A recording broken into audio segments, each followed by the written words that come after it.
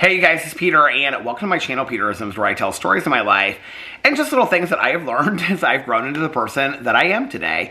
And I haven't been over here in a while, and so it is actually Monday night, and I am pre-filming videos like crazy. I think I'm on like my 11th or 12th video for the day, just back-to-back filming them. I'm having so much fun today filming videos, and so I thought, I want to pre-film some Peterisms videos, read some meditations, maybe just one for each day, to have something to inspire us or motivate us as we go into the holidays. For those of you that celebrate the holidays, I do. And so just to maybe inspire me or motivate me to think about things during the holiday. So I thought I would bring out both of the Melody Betty books with me and see what they have to say for today, Christmas Eve. And well, it's actually Monday, but we're real close. It's like almost 11 o'clock, 11 p.m. on Monday night. So we're getting ready to go into Christmas Eve. So I thought that I would get over here and I would read some meditations to inspire us. Okay, so let's look up December 24th. Oh, the 25th over here on the language of letting go is called the holidays. 24th is called getting through the holidays. Okay, let's read this one. Getting through, holiday triggers is the 23rd. Maybe we should read that one. Good things coming is the 22nd. Okay, let's read holiday triggers, December 23rd. And this is from Anonymous. This is a quote. One year, when I was a child, my father got drunk and violent at Christmas. I had just unwrapped a present, a bottle of hand lotion, when he exploded in an alcoholic rage. Our Christmas was disrupted. It was terrible. It was frightening for the whole family. Now, 35 years later, whenever I smell hand lotion, I immediately feel all the feelings I did that Christmas. The fear, the disappointment, the heartache, the helplessness, and an instinctive desire to control. Isn't that so strange how something that happened to us in our childhood, like we can like have a trigger, just like a smell of something or just a reminder, even like a song or something like that that reminds us of something that happened to us, you know, for me, 45, 50 years ago, you know? There are many positive triggers that remind us of Christmas. Snow, decorations, silent night, jingle bells, wrapped packages, a nativity scene, stockings hung on a fireplace. These triggers can evoke in us the warm, nostalgic feelings of the Christmas celebration. There are other kinds of triggers, though, that may be less apparent and evoke different feelings and memories. Our mind is like a powerful computer. It links sight, sound, smell, touch, and taste with feelings. So true. With feelings, thoughts, and memories. It links our senses, and we remember. Sometimes the smallest, most innocuous incident can trigger memories. Not all of our memories are pleasant, especially if we grew up in an alcoholic dysfunctional setting. We may not understand why we suddenly feel afraid, depressed, or anxious. We may not understand what has triggered our codependent coping behaviors, the low self-worth, the need to control, the need to neglect ourselves. When that happens, we need to understand that some innocuous event may be triggering memories recorded deep within us. If something, even something we don't understand, triggers painful memories, we can pull ourselves back into the present by self-care, acknowledging our feelings, detaching, working the steps, and affirming ourselves. We can take action to feel good. We can help ourselves feel better each Christmas. No matter what the past held, we can put it in perspective and create a more pleasant holiday today.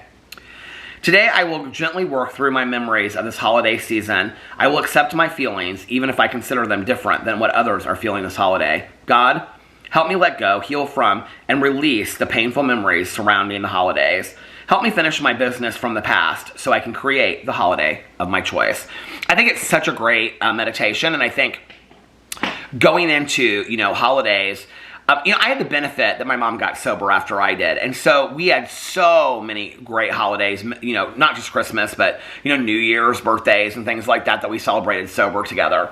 I've had so many friends of mine say to me, you're so blessed that you got to spend so many days, holidays, things like that with your mom, both of you sober, because you got to replace the old memories with new memories. It doesn't mean that the old memories aren't still there, and I have some I've talked about this on my vlog before, I have some very significant memories around things that happened at Christmas. I mean, I've talked about it enough, we know. Like one year my mom, she put the car in the ditch with my grandma and I in there, and I was very young, was on the way home from my aunt's house on Christmas Eve, and my mom had been heavily drinking, and we had to hitchhike home, and it was a very scary Christmas, for us. It was something that my mom, she would bring up until, the last conversation that I had with her. She felt guilty about it her entire life, you know? And there's been other Christmases too. I can remember the first Christmas that, I don't even know how I remember this. I would have been like 5 at the time, that my dad left after they got separated, and my dad came over. My mom wanted him to be there on Christmas Day for me, so it'd be like, you know, this full Christmas, and my mom drank a lot, and it got very ugly, and she was screaming and yelling by the end and kicked my dad out. It was just, and I remember, it's interesting as I'm like looking at that in my mind's eye, I'm looking at that, like, I'm looking at like candles, and it's like a beautiful thing. And I think that that was kind of the facade of me growing up, is that I grew up in beautiful rooms with beautiful candles and beautiful table settings, but behind it, there was a lot of sadness and there was a lot of misery that was hiding underneath there. And I think that at that time, my perspective was that, like, my mom was very, very sad, and, you know, my dad was not happy and things like that. In retrospect, and I think, you know, like my aunt, my uncle, my cousin Caroline, like, that was always like a really safe place for us to go. And so that, in my grandma as well, before she passed, I think that that kind of like gave me this very magical idea. I mean, Caroline and I were talking about, we've talked about it many times, about what magical childhoods and Christmases we had. But her perspective is that, you know, she had 2 parents in one home, and so she went to bed, and like, even if, you know, her mom had been drinking, then her dad wasn't as much. For me, there was a lot of scary moments, you know. I do have a lot of memories associated with, you know, alcohol in my mother's breath, specifically wine mixed with a certain perfume. To this day, I have a really hard time smelling women's perfume mixed with wine. To this day, I still don't like that smell today. It's kind of like, you know, a little bit like I stand back a little bit from it, which is weird. That's a triggering smell for me. All these, and that's a smell I remember from my childhood. Perfume with wine, the wine smell. I think we all have memories like that. I can remember my mom was definitely afraid of fire. I think in their youth, they had like some kind of fire that had occurred. And my mom, you know, the more she would drink when I was younger, I mean, even into like junior high and high school, and she would drink like on a Christmas, the candles would keep on burning. And I can remember going around and blowing them out. I love candles today, but the smell, like, even when I burn them or blow them out at night, I mean, it reminds me of like the last thing. I mean, I talked about this in my vlog just the other day. It's like I wait like a half an hour before I go upstairs. And I can remember, like, as a kid, like, wanting to go to bed, especially on, like, Christmas Eve, you know, and things like that, because I, you know, I didn't want to stay up, obviously, but, you know, I was afraid that, like, if my mom was downstairs and the candles were still burning, like, the house would burn down. So I'm going to tell a story, and if there are any children listening, this will probably be the time to stop this video, because I don't want to ruin anything for kids. So I'm going to give you a second to stop the video if there's any kids in the room. Kids should probably not be listening to this video anyway. This is adult subject matter, and all my videos are marked on all of my channels made for not made for kids. But the way that I found out that there was no Santa Claus was that that year that we came home, after my mom put the car in the ditch because it was snowing in the mud and things like that, I can remember my grandma, like, I went up, my mom, like, took me upstairs, and she was like, get your pajamas on, get into bed, Santa Claus is going to come, and all that kind of stuff. And my mom was drunk. I mean, she was, you know, she kept on drinking when we got home. I can remember, like, that was the first thing she did when we walked in the door. I can remember taking we had this advent calendar thing that my mom made, and so we would put it out every year in the kitchen. And I can remember that, like, the last one every year was Santa Claus. And so I can remember putting it up, because it was, like, you know, going into Christmas Day. That was the last one. And so, and my mom was, like, pouring herself, like a glass of wine or something in the kitchen, and my grandma was, like, on my mom's heels, and she was like, you know, like, are you gonna do this, or are you gonna do that, or are you gonna take the dog out, and my mom was like, she was just like, mother, and they were, like, at it in the kitchen. And I can remember my mom took me upstairs and was like, Santa's gonna come, and all this kind of stuff. Well, over that next hour or two, she must have drank so much more. Later, she told me, you know, she had to, like, call and get the car towed and all this kind of stuff, and she wasn't really, like, that intoxicated when she came home, but, like, she drank more and more and more. She shared that story with me later throughout the night. Well, I remember, like, trying to fall asleep, and my mom had to, like, she had all the Christmas presents, like, hidden in her closet in her bedroom, which was, like, I was at the very end of a hallway, so I could see all the way down the hallway. And so I saw my mom, like, late into the night on Christmas Eve going into Christmas morning, staggering back and forth from the hallway, carrying my presents down from Santa Claus to put in front of the Christmas tree. And that was how I found out that there was no Santa. I don't, you know, really remember if I did tell my mom that. If I did, I don't remember how she reacted to that. I was very protective of my mom's emotions, so I'm not sure that I may have told her that. But, you know, I don't even know that in hindsight as a kid, I mean, I think as an adult, that's a really sad memory. I don't know, even as a kid, that, like, it really registered for me, like, what a sad memory that was, that's how you find out that there is no Santa Claus. You know, other people joke and go, oh, my brother told me and whatever, but I found out because my mother was, like, weaving from side to side down the hallway carrying presents from Santa Claus.